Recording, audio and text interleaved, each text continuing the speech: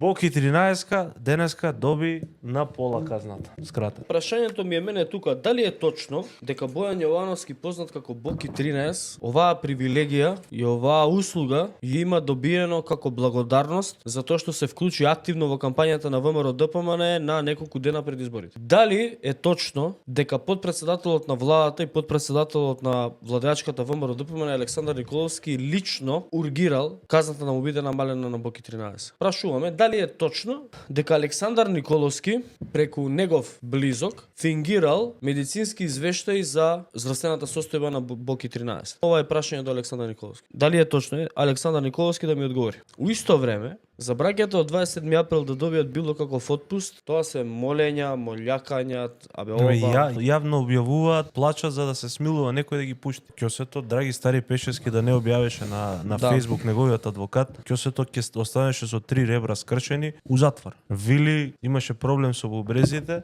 дури тогаш го однесоа на лекување. А и ова, да, ќе заборев, РР фала ти. Дали е точно дека министерот за правда има евороднински врски со Бојан Јовановски Боки 13? И дали е точно дека се вршени вакви притисоци врз судиите? Во исто време, никој не врши притисок и никој не бара да се заврши работа за уставобранителите од 27 април. Лажговци од најдолен вид. Кампања правевте со плјукање по Боки 13.